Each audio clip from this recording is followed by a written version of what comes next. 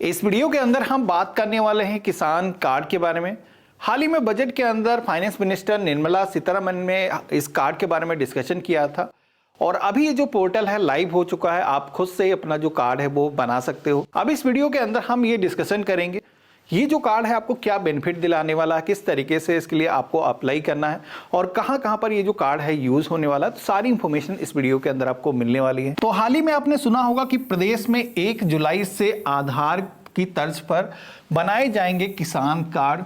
अभी जो किसान कार्ड है आपको बता देता हूं क्या होने वाला है। तो यहां पर आपके आधार कार्ड का जो डेटा है उसको यूज करके ये जो कार्ड है आपका जनरेट किया जाएगा, जिसमें कि आपकी जमीन के जो रिकॉर्ड हैं यहाँ पर एक यूनिक फार्मर आईडी आपको प्रोवाइड की जाएगी। जो खसरा नंबर है उसकी डिटेल दर्ज करोगे, उसके बाद में आपको एक कार्ड जारी किया जाएगा, एक किसान नंबर प्रोवाइड किया जाएगा जो कि पीएम किसान सम्मान निधि योजना के अंदर अगर आपको बेनिफिट मिलते हैं तो ये जो कार्ड है आप सभी के लिए काफी जरूरी होगा। साथ ही में फ्यूचर में जो भी गवर्नमेंट स्कीमें लेकर के आएगी आपके लिए उनका भी बेनिफिट आपको आसानी से मिलने वाला है। साथ ही में अगर आपको कभी भी लोन लेना हो या फिर कहीं पर भी आपको अपनी जमीन की ऑथेंटिकेशन करना हो, गवर्नमेंट से कोई बेनिफिट लेना हो, तो ये सारे बेनिफिट आपको आधार के जरिए आसानी से मिल पाएंगे, क्योंकि आपकी जो जमीन का डेटा है वो आपके आधार से लिंक हो जाएगा।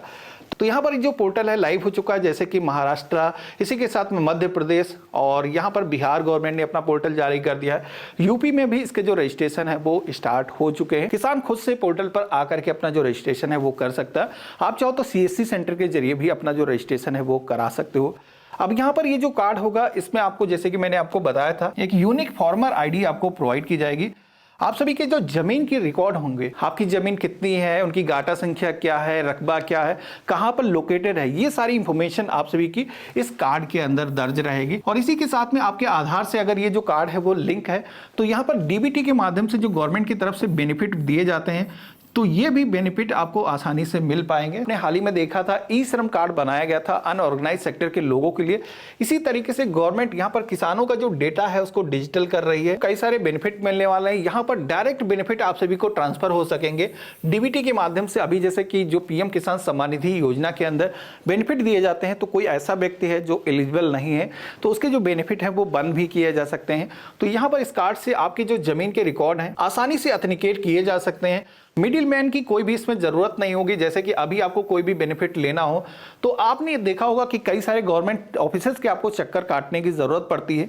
ये जो कार्ड आपका बन जाएगा उसके बाद में आप सभी का जो डेटा है, जितनी भी आपकी जमीन है वो गवर्नमेंट के पास में रजिस्टर हो जाएगी और ये जो जमीन है आपके आधार से भी लिंक होगी, जिससे कि इजिली यहाँ पर आपकी जो जमीन है वो ट्रैक की जा सकती है आधार नंबर को ही यूज करके कि कहाँ कहाँ पर आपकी जो जमीन है वो मौजूद है। जितने भी गवर्नमेंट बेनिफिट है उनको अप्लाई करना काफी आसान हो जाएगा।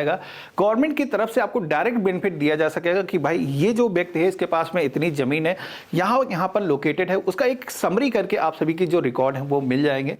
इसी के साथ में टाइमली क्रेडिट सपोर्ट आप सभी को मिल पाएगा, जो भी आप सभी को बेनिफिट दिए जाने चाहिए। जैसे कि आप सभी को सब्सिडी के माध्यम से जो पैसा दिया जाता है या फिर फसल को तैयार करने के लिए खाद बीज की जो भी जरूरत पड़ती है, ये सारे यहाँ पर जो बेनिफिट है आपको यहाँ पर एग्रीकल्चर से रिलेटेड जितनी भी एक्टिविटीज होती हैं उनके जो बेनिफिट हैं इजिली आपके अकाउंट के अंदर ट्रांसफर किए जा सकेंगे।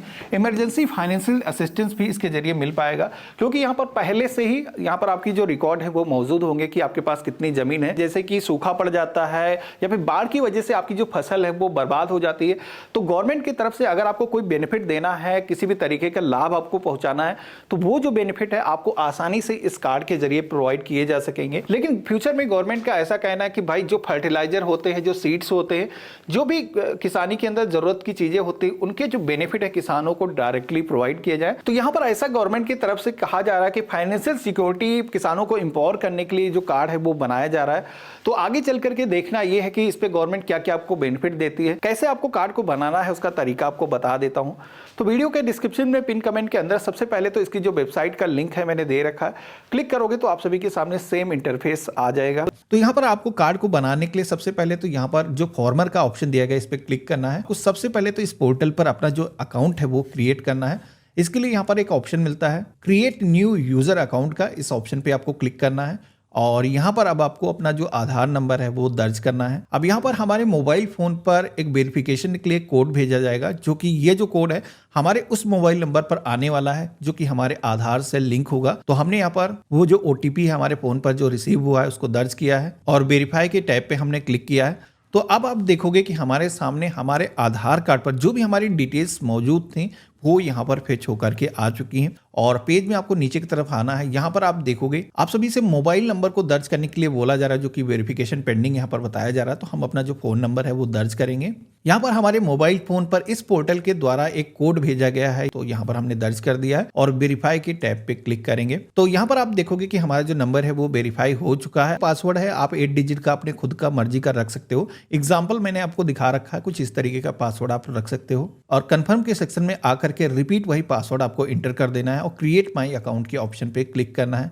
तो इस तरीके से आप देखोगे कि हमारा जो अकाउंट है वो सक्सेसफुली एक्टिवेट हो चुका है, अकाउंट हमारा क्रिएट हो चुका है। हम यहाँ पर ओके के ऑप्शन पे क्लिक करेंगे, जहां पर आपको फॉर्मर के ऑप्शन पे क्लिक करना है। अब यहाँ पर आपको अपना जो मोबाइल नंबर है वो दर्ज करना है। जो यहाँ पर आपको पासवर्ड इंटर करने के लिए बोला गया है, आपने खुद से क्रिएट किया है, इसको आपको यहाँ पर दर्ज करना है। और ये जो कैप्चा कोड दिखाया गया है ये जैसा है दर्ज करना है और लॉगिन के ऑप्शन पे क्लिक करना है। पोर्टल के अंदर लॉगिन हो चुके हैं। यहाँ पर आप सभी को रजिस्टर एज फार्मर का जो ऑप्शन है वो दिखेगा, इसी ऑप्शन पे आपको क्लिक करना है। यहाँ पर ये जो मोबाइल नंबर है अगर आप चेंज करना चाहते हो तो अभी जस्ट हमने लिंक किया है, तो इसमें चेंजेस हमको करने की जरूरत नहीं है। नो के ऑप्शन पे क्लिक करेंगे कि ईमेल आईडी जरूरी नहीं है, अगर आपके पास नहीं है तो इसको ऐसे ही आप छोड़ सकते हो। जिस भी कैटेगरी से आप आते हो आपको अपने अकॉर्डिंग चूज करना है।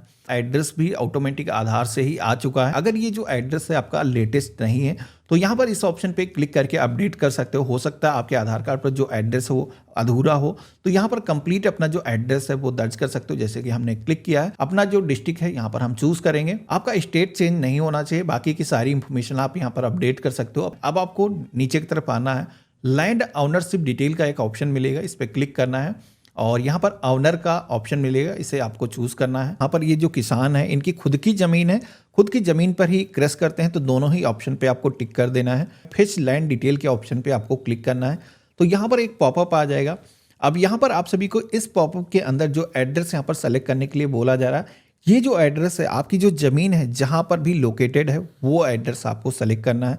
तो सबसे पहले तो यहाँ पर डिस्ट्रिक्ट चूज करेंगे, सब डिस्ट्रिक्ट विलेज का जो नाम है यहाँ पर लिस्ट में से हम सेलेक्ट करेंगे। यहाँ पर आप देखोगे कि अब हमसे सर्वे नंबर मांगा जा रहा है। अब ये जो सर्वे नंबर है किसान की जो जमीन है उसका जो गाटा संख्या है, जो खसरा संख्या है वो यहाँ पर दर्ज करने के लिए बोला जाता है। सबमिट की टैब पे क्लिक करेंगे तो यहाँ पर आप देखोगे कि अब किसानों की जो लिस्ट है यहाँ पर सर्च होकर के आ चुकी है।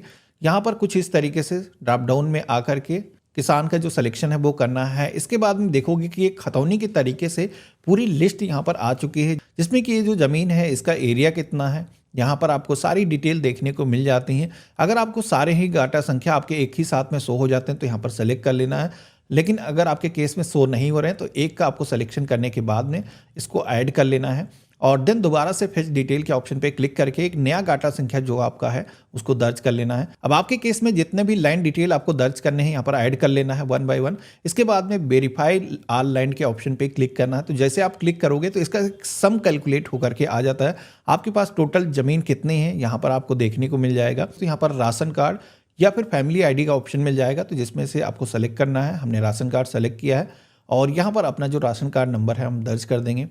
इसी के साथ में आप सभी को यहाँ पर डिपार्टमेंट अप्रूवल के सेक्शन में एग्रीकल्चर का ऑप्शन दिखेगा, इसे सेलेक्ट करना है और फार्मर से कंसेंट यहाँ पर आपको लेना है और सबमिट के ऑप्शन पे क्लिक करना है। जैसे हमने सबमिट के ऑप्शन पे क्लिक किया है तो यहाँ पर फार्मर को EKYC करने के लिए बोला जाता है, जिसमें कि आप देखोगे यहाँ पर 2 ऑप्शन आपको दिए गए हैं, एक तो बायोमेट्रिक और OTP का। तो यहाँ पर ये जो OTP वाला ऑप्शन है इसे ही हमें सेलेक्ट करना है। प्रोसीड टू EKYC के ऑप्शन पे क्लिक करना है। अब यहाँ पर आप सभी के सामने ई-साइन की जो वेबसाइट है वो आ जाती है, जिसमें कि यहाँ पर डिजिटल तरीके से ये जो एप्लीकेशन है इसको वेरीफाई करने के लिए यहाँ पर आप सभी को अपना जो आधार नंबर है वो दर्ज करना है और यहाँ पर आधार OTP की टैब पे क्लिक करके आप सभी को गेट OTP की टैब पे क्लिक करना है। आपके मोबाइल फ़ोन पर OTP आ चुका होगा, दर्ज करना है, कंसेंट को आपको एक्सेप्ट करना है और सबमिट की टैब पे क्लिक करना है। सबमिट के ऑप्शन पे क्लिक करते ही हमारे सामने रजिस्ट्रेशन की जो आईडी है वो जनरेट होकर के आ जाती है। ये जो आईडी है आपको सबसे पहले तो नोट करके रख लेना है। तो यहाँ पर आप देखोगे कि जो फॉर्म है, जो भी हमने डिटेल दर्ज की थी, इसका एक फिजिकल फॉर्म जनरेट हो चुका है, जिसको आप प्रिंट करके अपने पास में सुरक्षित करके रख सकते हो। तो ये थे कुछ खास बेनिफिट, किस तरीके से कार्ड को आप बना सकते हो, इसके बारे में हमने डिटेल में इस वीडियो के अंदर डिस्कशन किया है, जिसको आप क्लिक करके देख सकते हो। बाकी आज का वीडियो आप सभी को कैसा लगा मुझे कमेंट बॉक्स में लिख करके जरूर बताना। चैनल पे नए हो तो सब्सक्राइब करना। हम मिलते हैं ऐसे ही एक नए वीडियो में, तब तक के लिए गुड बाय, जय हिंद।